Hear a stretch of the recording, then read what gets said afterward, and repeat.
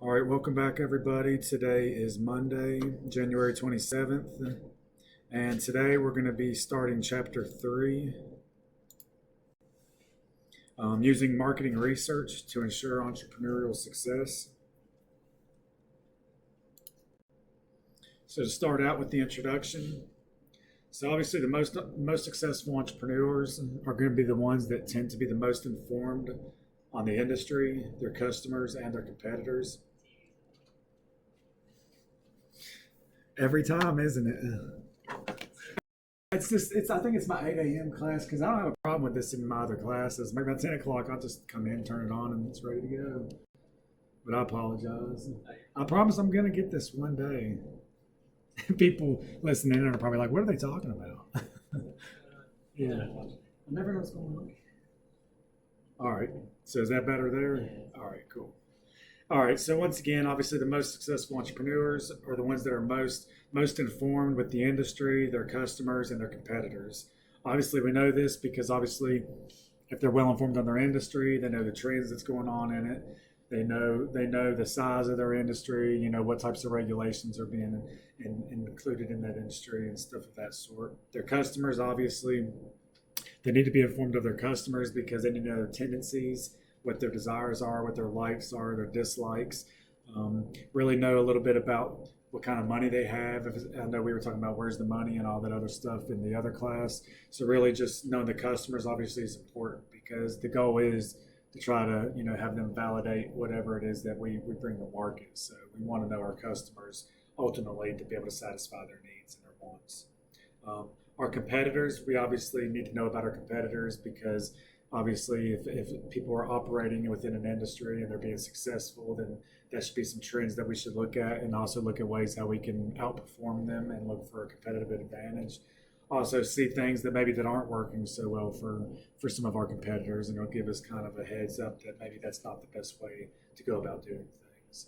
Um, Out of these three here, I'd say the most important, or the two most important, obviously they're all important. I'd say would be obviously starting with the customers and probably next with the industry. Because I think that if you're in tune with the customers and the industry, then pretty much you can pretty much pull away from the competition in most cases there. But not saying that the competition is not important because it most certainly is. So access to information and the ability to interpret the information are essential to recognizing good opportunities and capitalizing on them. Obviously, if you don't have access to information, then you're not going to be able to know anything about a certain market, or are we getting any data that you need to pull to be able to find out how you need to penetrate that market or find out what activity is really going in on it. So obviously, access to that information is key, and you have to obviously be able to interpret information. Because if you can't interpret information, then what good is the information to begin with? I mean, it's just going to be just raw data, just staring at you. If you don't know how to read it and interpret it and be able to say, okay, well, hey, this is what this data is trying to tell me here, then there's no really no useful use of that data if you can't interpret it. So being able to have access to that information and being able to interpret it in a useful way is going to be key here. Marketing research does not have to be expensive or complicated. Obviously, we know we can do marketing research in the cheap ways. We can print out surveys as we know with concept statements. That doesn't tend to be that expensive. Really, just a little time consuming. We can market research by going to sites that are available online that are free to the public, with governmental sites, with census bureaus and stuff of that sort. So really, marketing doesn't have to be that expensive of a task, really. Research, we'll see later as we get in here dealing with marketing research, that there is some that is more expensive and complicated than others, depending on what type of data we pull. And we'll get into that, dealing with primary and secondary data. Like I said, we'll touch on that later.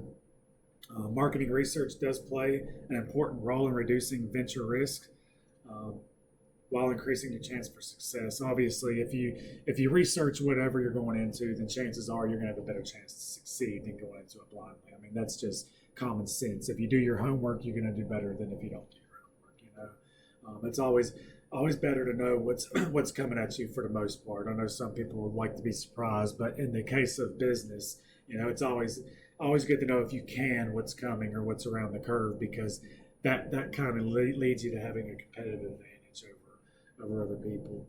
Um, One way to look at this, and even though this is very unethical and it's not research, but it's in the terms of knowing what's coming for you. Think about people who's been in trouble, that's been in trouble that's been popped for insider trading because they knew what was coming within the company because they had an insight on it. So therefore, they made the move within the marketplace before their pockets were hit. And the only reason they knew that is because they knew it was coming because they had an insider. That's unethical. That's against the law, but it still gives you an idea of how it's nice to know what's coming because you can plan for it. In the same sense here, you want to obviously be ethical and do it in a way that is within the parameters of the law.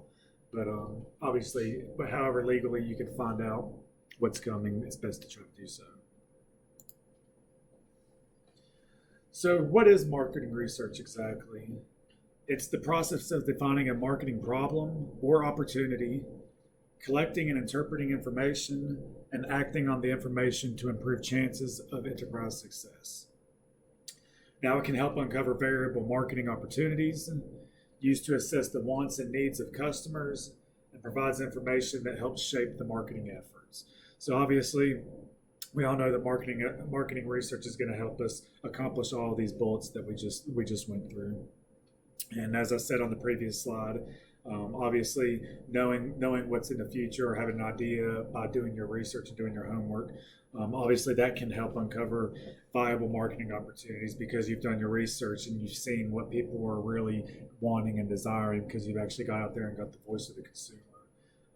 Obviously, it'll be used to the access of the wants and needs of customers because we're going to be communicating with them and the information that will help shape the marketing efforts.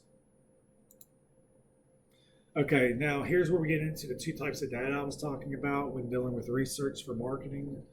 Secondary data is going to be data that already existed, that's already been out there, so it's going to be obviously easier to find and cheaper to find. So secondary data is just existing data that's already been collected. And that's when you're going to use those sites, when those sites are going to come into play with Census Bureau and the Bureau of Economics or just whatever it might be. And we've got some links that we'll get into with dealing with our marketing research, or our marketing plan that we're going to be doing with dealing research for that. Next type of data is going to be primary data.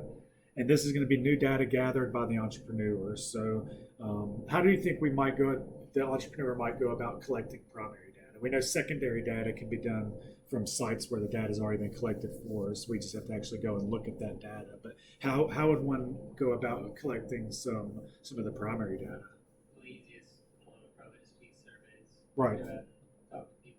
Right, because primary data, what are we really trying to do? We're trying to find out stuff that's not already out there. So the only way really to get that is to engage with the customer, whether it be through surveys or different types of ways of interacting with them, interviewing them in depth, or like focus groups and stuff. And we'll get into that as well. But that's going to be the means in which we collect that primary data, is just some type of a communication means with that potential customer or consumer.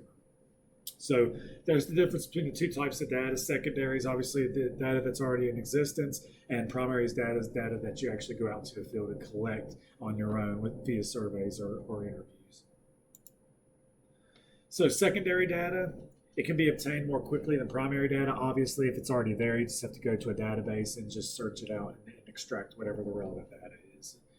Much more cost efficient, obviously. Once again, a lot of these sites are free, or you can pay a minimal fee to access whatever data it is for maybe a certain amount of time or a certain amount of data, whatever it might be, whatever the terms are. So obviously, it's much more cost efficient to be able to just sit down at your house and you most likely already are paying for access to the internet. So it's already going to be included in whatever your normal expenses could be. It can provide answers to many of the questions about a possible marketing opportunity.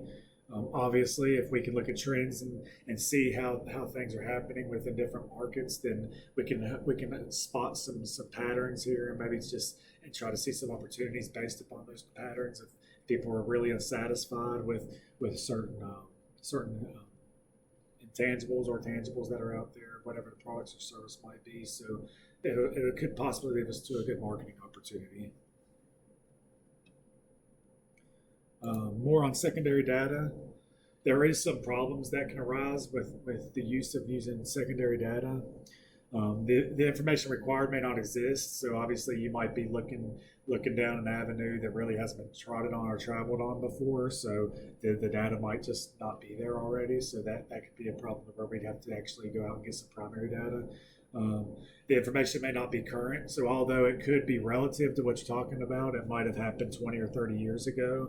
And as we know, the external forces can change, trends change, society changes, economies change. So with all these external forces we spoke about in chapters 1 and 2, obviously if the time is an issue here, if it's in the past, then obviously those different forces have obviously changed tremendously with technology and all that. So it might not be able to be interpreted as as it was back at that point, because there's too many other variables that wasn't considered at that point in time. So timing can be an issue there with secondary data as well. And the information may just not relate to your opportunity whatsoever. So kind of the same thing with number 1 there. The information required may not exist. Well, obviously, if it doesn't relate to your opportunity, then it's not going to be there either. So those kind of go hand in hand with each other. So that's just some problems you can encounter when dealing with some of the secondary data. Sources of secondary data can include some of these U.S. government websites, www.usa.gov, www.census.gov, and the fact finder census.gov. So those are just some of the primary sources for secondary data. Now there's also some other secondary sources for the secondary data. Could be found in business directories, business periodicals, newspapers, magazines, and trade associations. So pretty much here we can see that anything that actually covers topics in business, USA Today, whatever it might be, any of these websites, whatever it is, New York Times, any of those can be used for collecting secondary data. I think it's obvious here. That's what they're pointing out. Any of these types of news channels or papers can be used here. That's it with secondary data. Everyone good on secondary data, what it is and why there's some limitations and how it can be useful. So next, primary data. Once again, we spoke that primary data is data that did not previously exist, that it's going to be stuff that the entrepreneur actually has to go out to the field and interact with the consumer to be able to collect that data. So it says here, primary data is collected specifically for your research purpose. So obviously the primary data that we're going to collect is going to be tailored directly towards whatever our project is or our purpose that we're trying to find out data on. Primary data can be in many forms. VOC, which is the voice of the consumer. So obviously just getting the voice of the consumer, see what they have to say. Depth interviews. So obviously that's just, one-on-one interviews with someone in depth can range from, a couple minutes to a couple hours. And we're going to get in more in depth into each of these topics a little bit as we move forward in this chapter. We're just touching on them here. Focus groups, just groups of people, potential customers, usually 6 to 10, that you can sit around and just generate some ideas with the entrepreneur being the mediator or the facilitator of the group. Observation, so you can observe people and see how their actions are as far as trying to collect data on whatever it might be. Fuzzy front-end methods, and we'll get into these later. Surveys, we all know what surveys are. Experiments and conjoint research. So those are some of the sources or the forms of primary data here. So now we're going to go ahead and get into what some of these sources of primary data are.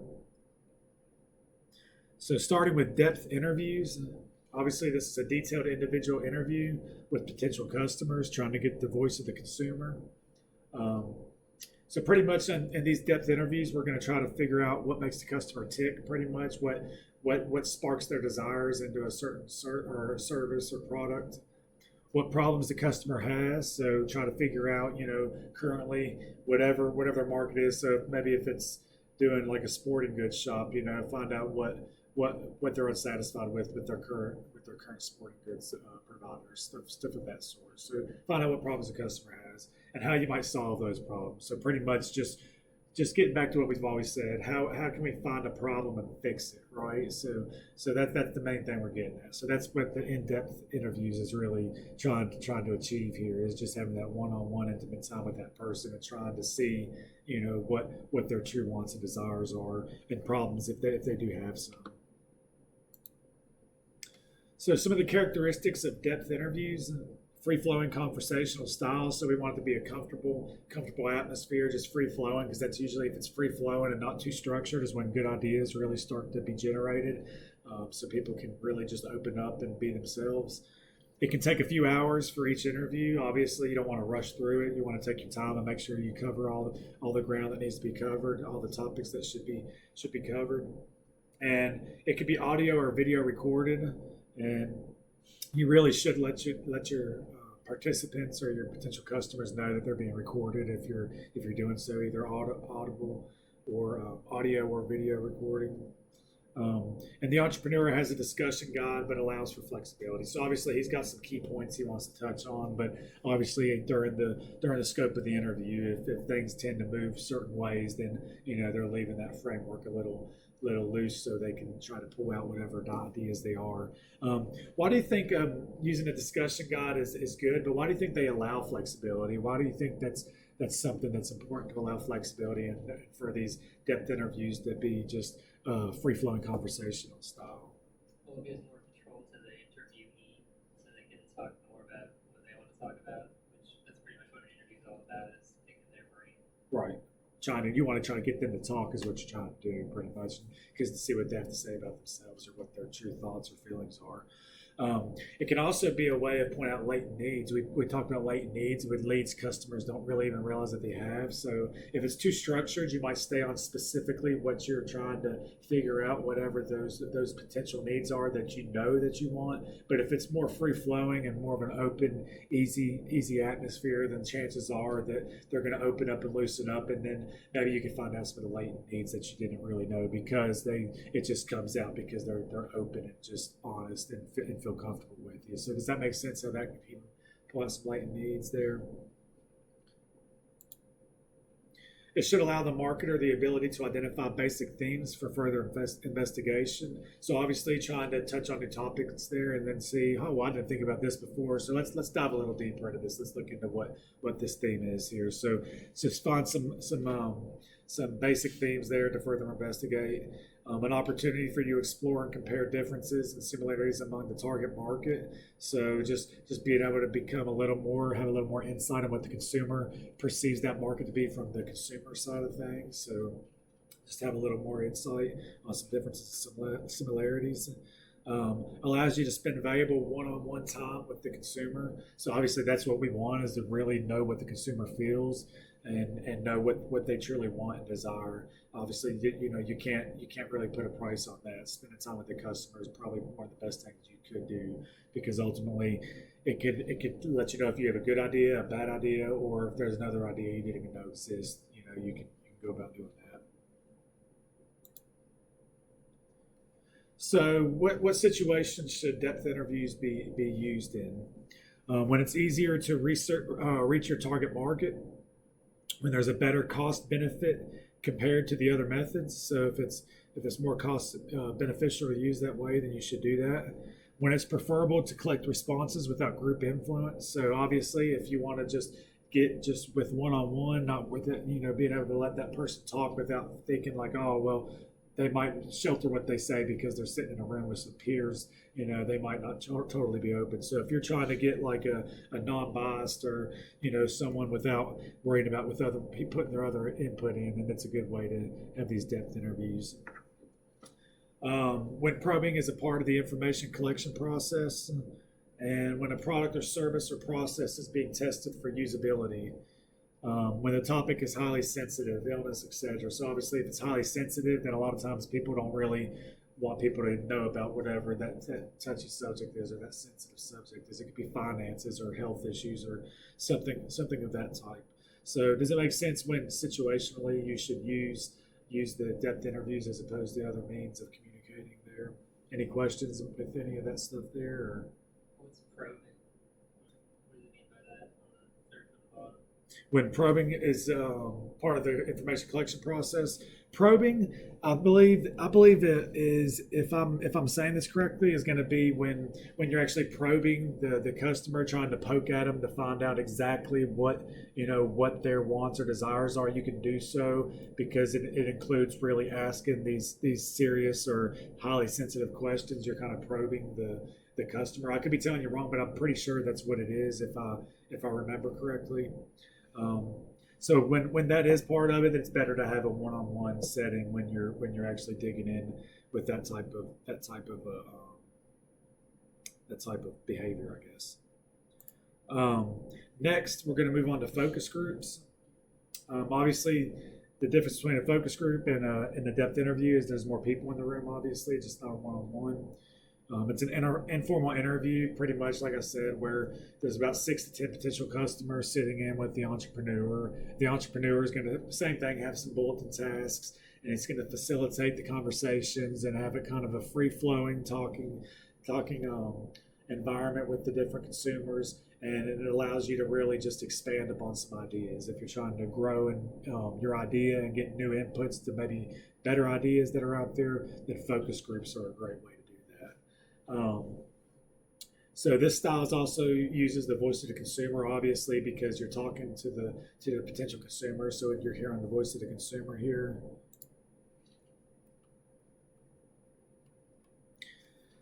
Okay, the moderator poses questions and instigates the group members to respond in their own words and discuss their views with their other members. So obviously, like I said, he's facilitating the conversation and trying to get them to talk about it and just trying to push them and try to get their ideas out of them. Sometimes there are observers behind the two-way mirror. So obviously, I know we've probably seen in these movies with the cops interviewing these people, and behind them there's like a one-way mirror that they can't see on this side, but the other side they can see out. So right here, you should obviously let them know if you're doing that. But sometimes they'll have professionals that will actually observe the focus groups. It can be conducted online, obviously, with the way technology has changed. We know there are these chat groups and these online forums where we can have like business meetings and stuff of that sort. I don't know if anyone's familiar with those. I know in my master's program we had to do presentations and group meetings on these sites to where everyone had their own little box, and you can pass control on to the other individuals who controls the mic and the screen and all that. So it's kind of cool what technology allows us to do. Skype's another way it's done, FaceTime, stuff of that sort. So obviously these focus groups can be conducted online with the use of technology nowadays.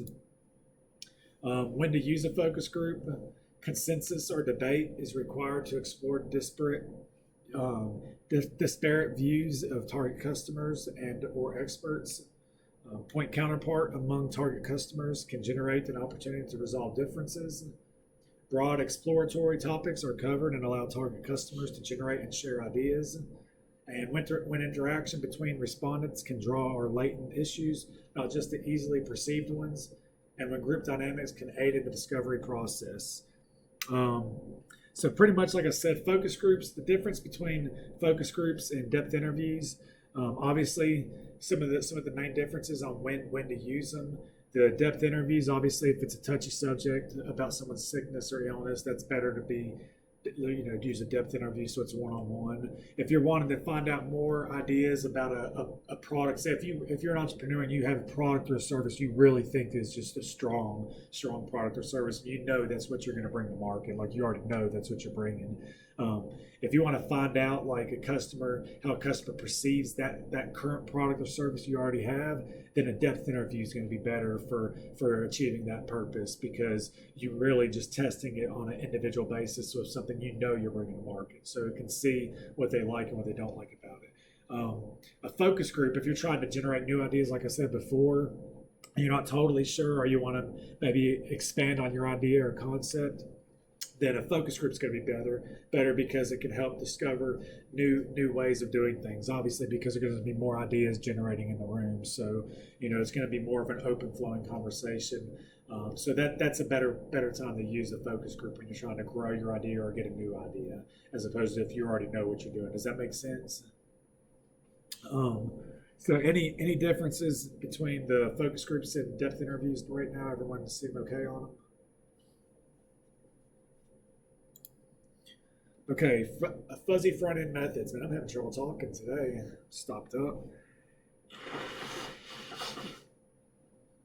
So FFE obviously is fuzzy front-end methods.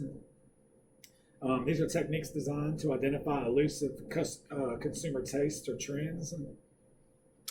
It says here, sentence completion is one technique in this approach. Um, so right here it says thinking about marketing for entrepreneurs. Wouldn't it be wonderful if? So a phrase like that, or thinking, the entrepreneur could say thinking about shopping in a supermarket. Wouldn't it be nice if? So that's a way you like a fuzzy front end method to sit down with a consumer or potential consumer and just throw out a situation like a scenario of a certain industry, or like if you're going to go into like the food industry, when you're into supermarket shopping for food, wouldn't it be nice if, like say back in the late 90s or early 2000s when there wasn't self-checkout lanes. So someone was like, wouldn't it be nice if there was some self-checkout lanes so you don't have to wait in line for all this crap if you have two items, so stuff of that sort. Questions that can derive market pain from the consumers also fall in this category. So what is your greatest source of frustration when you buy product X? So they can go about saying that. So try to really just tailor down or pinpoint it down to a certain product or service. Wouldn't that be nice, as opposed to just a situation within an actual industry or something like that. So those are some fuzzy front end methods. Makes sense how you can kind of leave it open ended and just kind of try to start an idea and let them finish it, kind of sort of within a different situation or different context. So discuss the product with lead users to identify the next big thing. So lead users are going to be the ones that jump on board first. They're going to be the trendsetters or the cool kids, is what they say, the early adapters, the innovators. So why would we want to use these fuzzy front end methods with the lead users? So I mean, why would that be a good thing that conversate with them as opposed to people that catch on later in the trend? Probably just to give you an idea of what's going to be really big later on down the road, so you can start now. Right. Because the whole point is to get ahead of our competitors, right? So usually, like we said, the trends and everything can actually shift society and shift the way businesses operate and everything. So obviously you want to try to be in touch with the people, the innovators and the trendsetters, because if they're jumping on board and it's working for them and they're liking it, then obviously, people in society tend to jump on the bandwagon and tend to follow people and jump on new trends and stuff of that sort. Same with fads. We know fads come and go really fast, so it's not sustainable. So it's very important to try to discuss with these questions, these open-ended questions, like would it be nice if, or what's your most frustration with product X when you buy it. So really just engaging with these with the lead users here is very, very important, because it can help you get that competitive advantage and start earlier than other entrepreneurs. Observation, obviously I think everyone's familiar with what observation is. It's the basic marketing research method. It involves watching how people behave, either mechanically with the cameras or in person. It can be a primary data source, watching how people brush their teeth and then designing a toothbrush that best serves the customer or the consumer. So that's an example. It said that there's actually a company that hired some people that actually watched people would use their toothbrush. Another example the book gave was there was a company that created like shower heads and stuff of that sort, for bathroom appliances and stuff like that. And they had a new shower head that was like a massaging shower head. And before they spent a lot of time and effort and money, more so than they already have on the product, they decided they'd like to test it on a few potential consumers. So I think they used like 20 different people they chose that volunteered to be be a part of the test or the observation.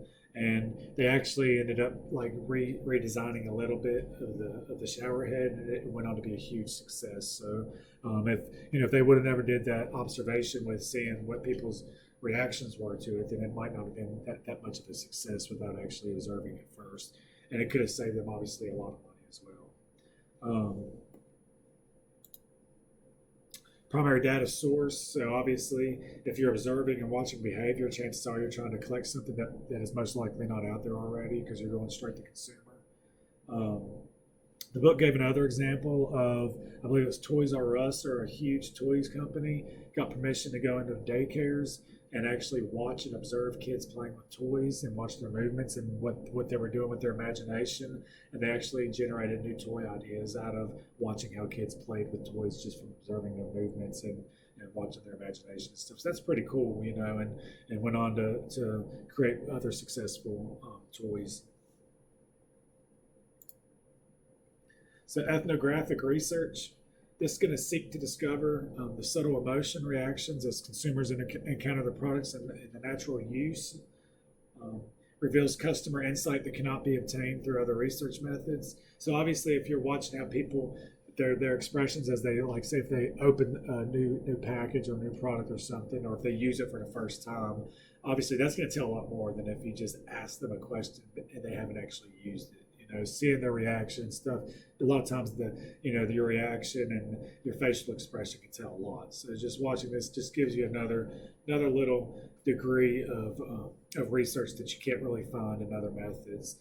Mystery shopper here. We see the little cool dude here with his glasses and hat on. That mystery shopper means where the entrepreneur is actually going to go into some of his competitors' environments. Like, say if you're in a grocery store or a clothing store, then you're going to go into your competitor's grocery store and shop and see how the customer service is, see how they check you out, and see their processes, and see what works, what doesn't work, and see maybe what you could do better than them, to see how their business cycle and their process works. So that's what the mystery shopper is there, just to kind of get an idea of what the competition's doing firsthand.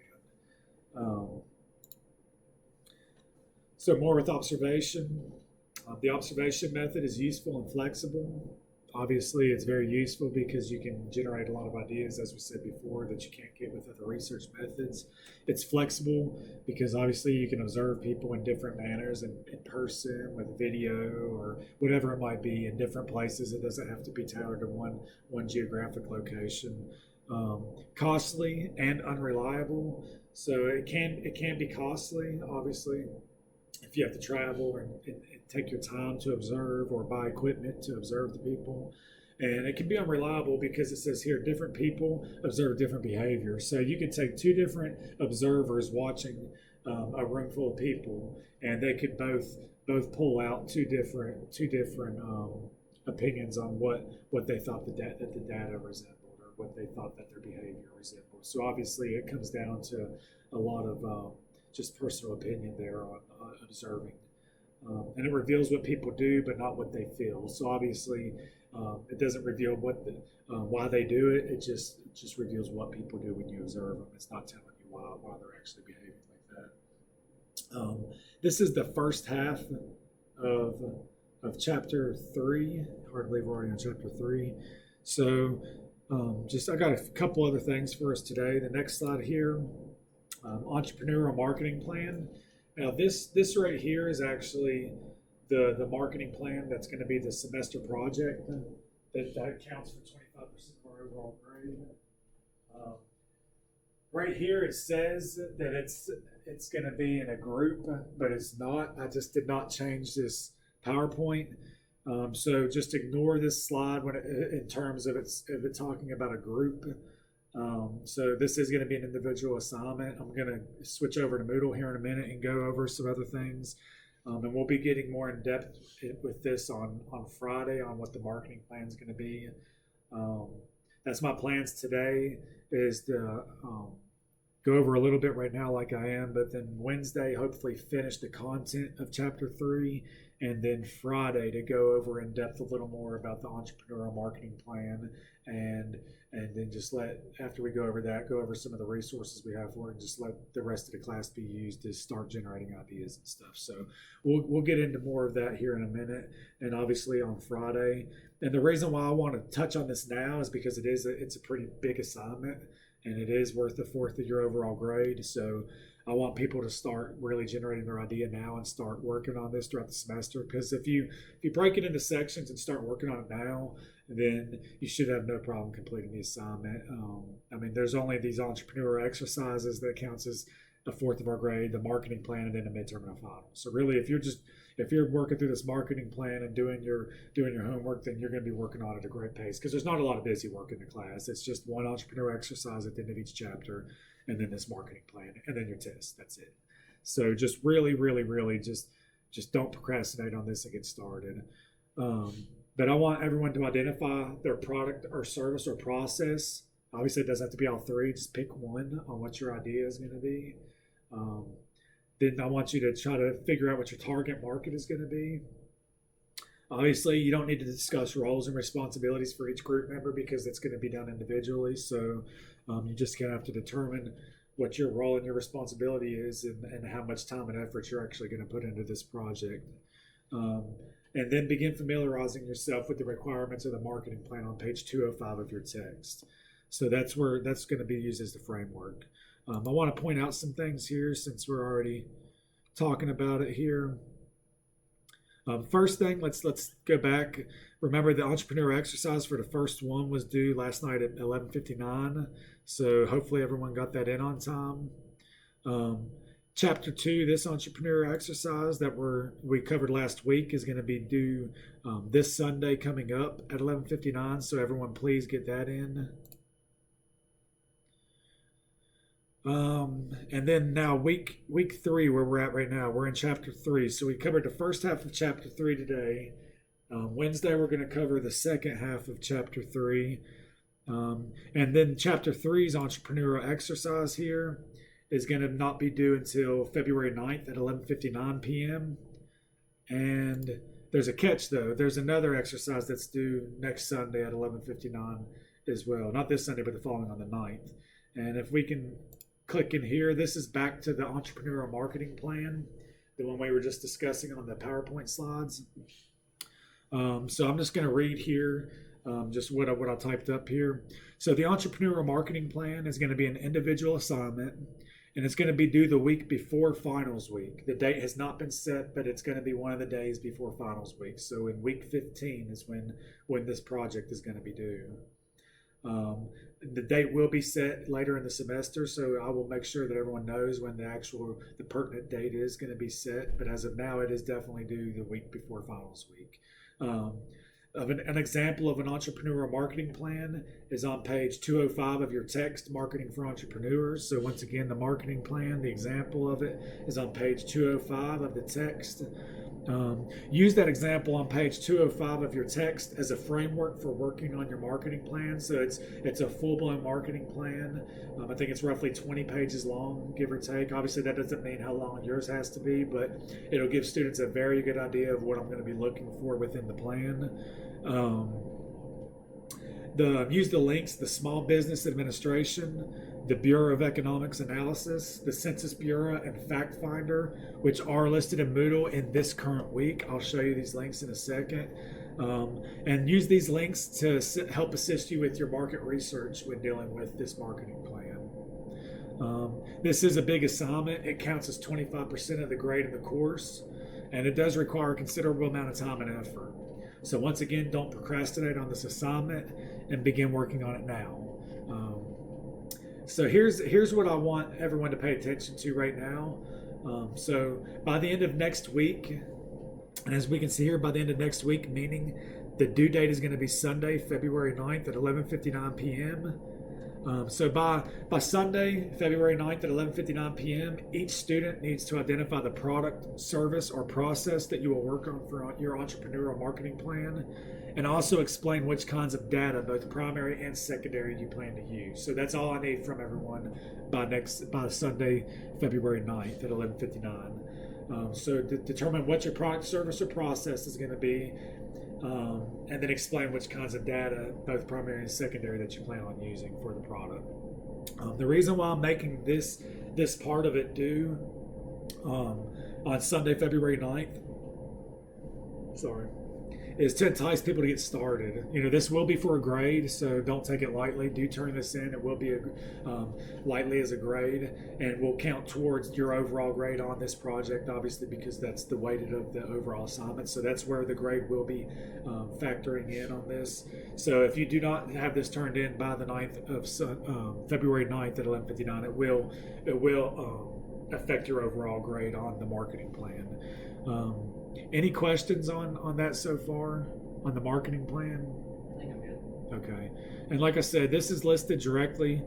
The assignment is listed directly in the week here for entrepreneur marketing plan details, and then the links here that I listed within it are listed right here on the page. And if you just click on it, some of them will take you to a second page here, and then you just click on the link, and it's going to take you right to the website where you can find facts and search whatever you want to find.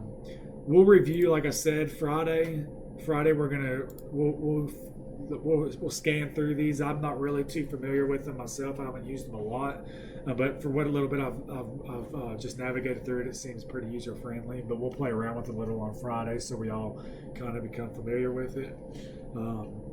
So that's another reason why I want people to get started soon, so you can kind of play with these links and become familiar. So that way, when it does become crunch time, you're not behind on the curve. So really get started now on this assignment. There's the links, and like I said, today we got through half of the chapter 3.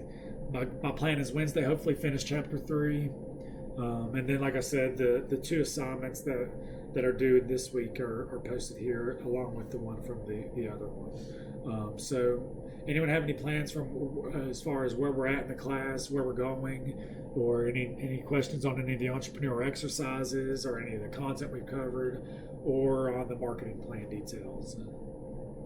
Like, can we market like any product or service, or you must just pick something pretty much? Well, I would like for it to hopefully be something, if it does already exist, what's different about it than what's already in the current market, or if it's innovative. Because obviously we know it can be something that's already out there, because it's either market fulfillment or market creation. So really, you just need to decide which way you want to go about it. You're going to try to start something new, a new product, service, or process, or are you going to try to fix something that maybe to you seems there's a broken link within it. So really, it's up to you. It's totally your call. You're the entrepreneur. I just want everyone to take it seriously and truly think of something that they would try to bring to market if they were going to be an entrepreneur, and just really build a marketing plan. So really, it could be market fulfillment or market creation. So it's your call, and that's another reason I want to have it due. So that way, if it's something that just doesn't look like it, it would be something that would be easy for the student to do, or if it's going to be something that's probably going to be really hard to research, then I can kind of give them a heads up, like, hey, maybe you don't want to go that route because it's going to be a little more difficult to find data and go about it. So really, it's open field, really, just like it would be in the real world. That's the whole point of it, is to try to, just teach people how to do market research and create a marketing plan. So really, there's no, I don't have any parameters to stay within, as long as it's just not copying something that's just totally out there already, to where it's just pretty much copying someone else's work, is all I say. Make it original and try to be creative, is all I can say. But I don't care if it's fulfillment or creation. It's totally up to you.